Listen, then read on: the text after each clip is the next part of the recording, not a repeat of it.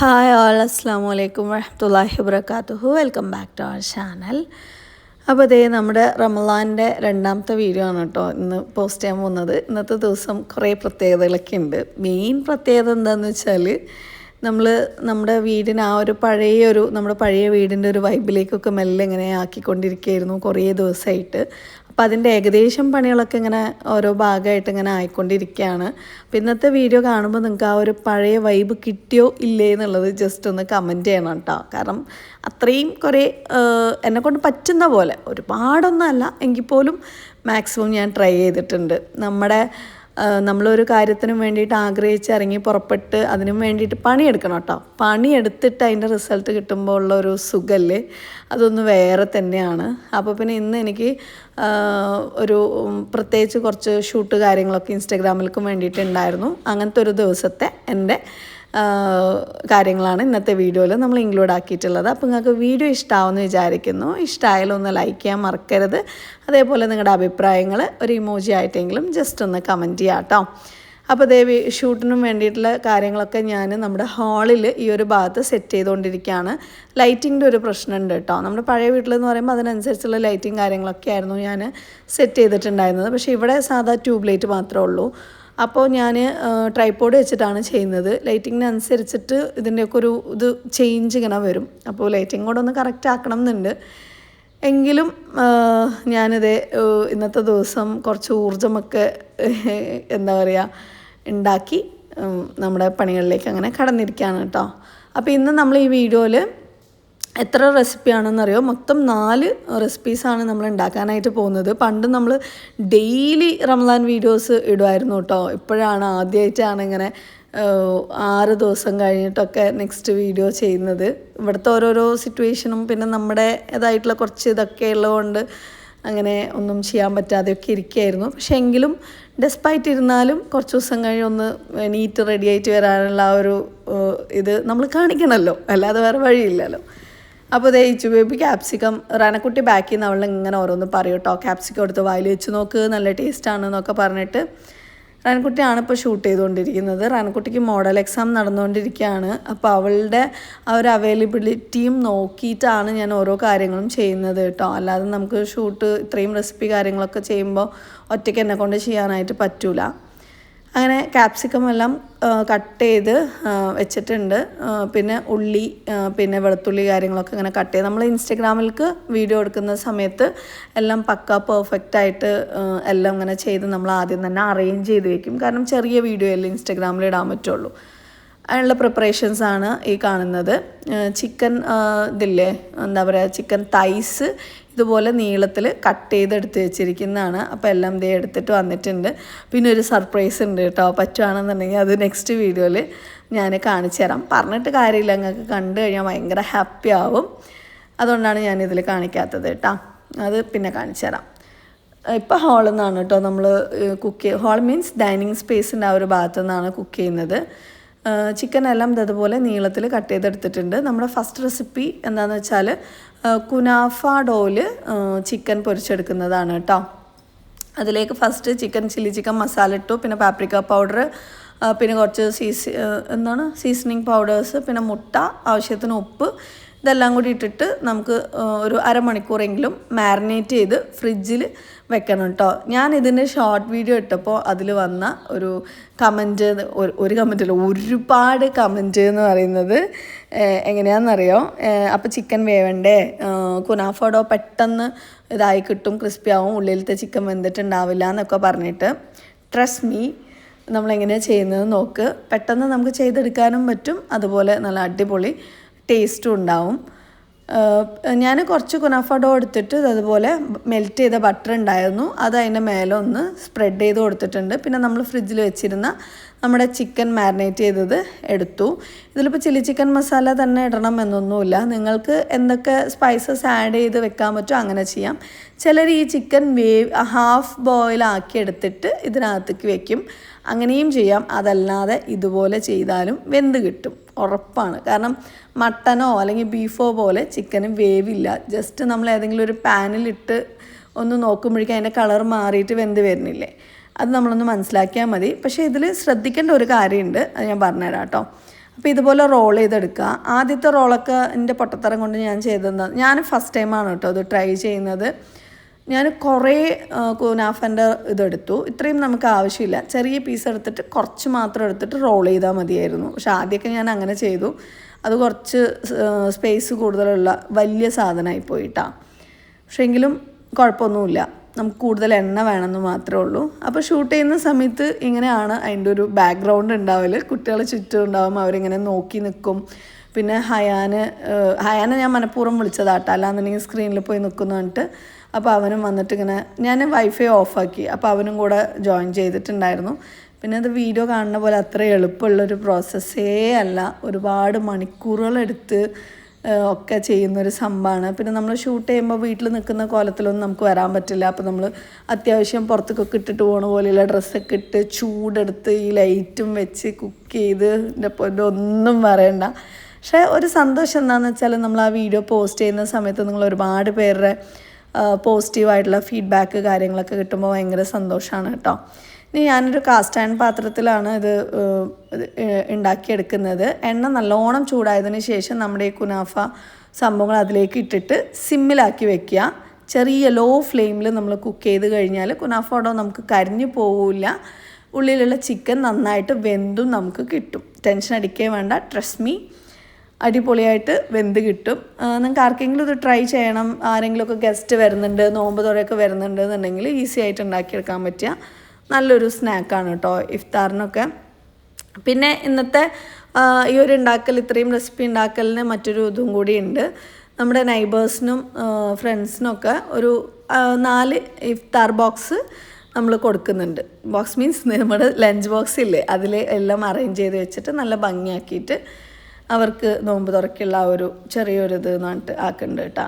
ഹയാൻ എന്തോ പറഞ്ഞപ്പോൾ അവനായിട്ട് ചെറിയൊരു തമാശക്കളിയായിരുന്നു ഇപ്പോൾ നിങ്ങൾ കണ്ടത്. സുഖമില്ല ആക്ച്വലി, നല്ല ജലദോഷവും കാര്യങ്ങളും ഒക്കെ ആയിട്ടാണ് പോയിക്കൊണ്ടിരിക്കുന്നത്. ഇനിയിപ്പോൾ നമ്മുടെ അടുത്ത റെസിപ്പി എന്താണ് എൻ്റെ പേര് മറന്നുപോയി.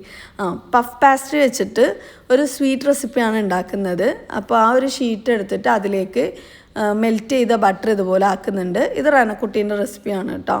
റനക്കുട്ടീനത്ത് ചെയ്യാനായിട്ട് ഞാൻ പറഞ്ഞു. എനിക്ക് കുറേ നേരം നിൽക്കുമ്പോഴേക്കും നന്നായിട്ട് ഈ മുതുക് വേദന, പുറം വേദന അങ്ങനെ വരും കേട്ടോ. മുമ്പും ഇതുപോലെ ഉണ്ടായിട്ടുണ്ട്, പക്ഷെ ആ സമയത്ത് റെസ്റ്റ് എടുക്കാനൊന്നും ഒരു വഴി ഉണ്ടായിരുന്നില്ല. അപ്പോൾ അങ്ങനെ ഇങ്ങനെ ചെയ്യും.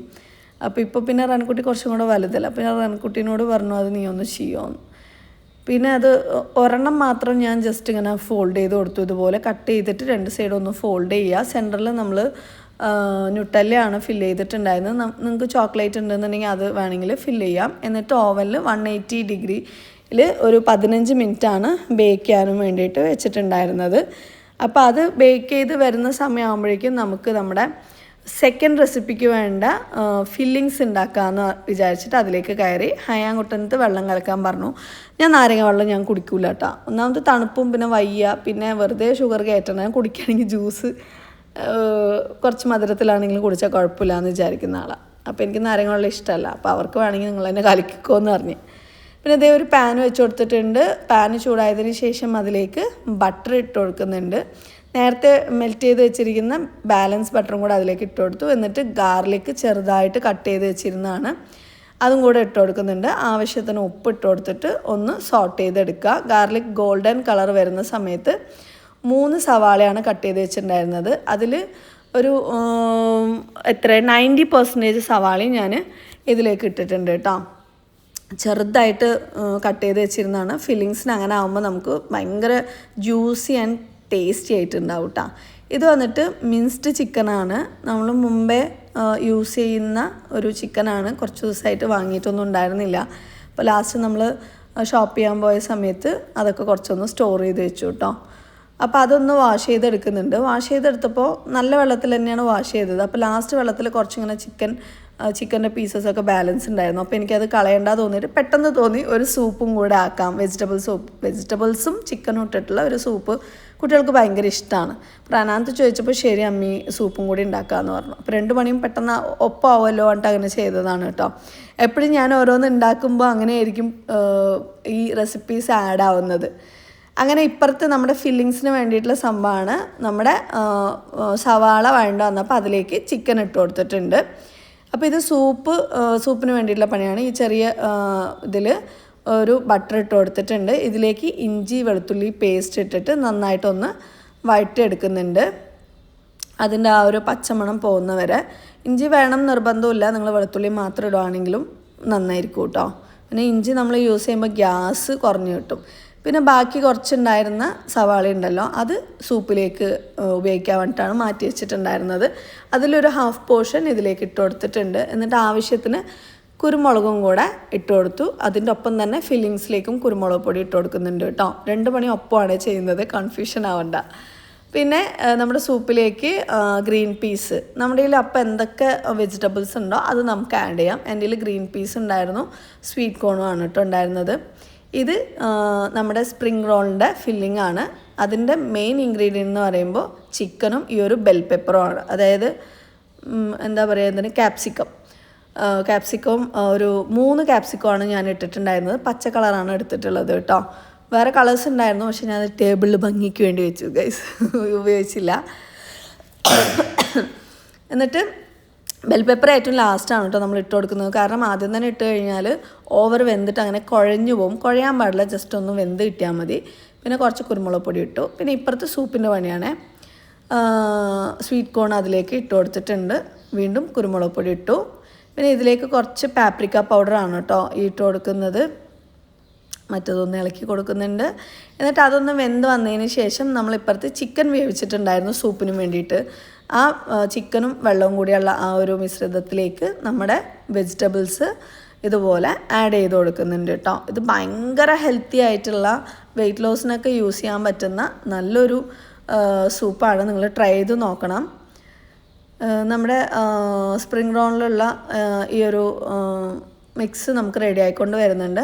അപ്പോൾ 2ലേക്കും കൂടി ഇടാൻ വേണ്ടിയിട്ട് കുറച്ച് കൊറിയാണ്ടർ ലീവ്സും കൂടെ കട്ട് ചെയ്തെടുക്കുന്നുണ്ട് കേട്ടോ. ചെറുതാക്കിയിട്ടാണ് കട്ട് ചെയ്യുന്നത്. ഇത് നമ്മൾ എത്ര ഇടുന്നോ അത്രയും നമുക്ക് ആ ഒരു ഫ്ലേവർ കിട്ടും, ടേസ്റ്റും കൂടും.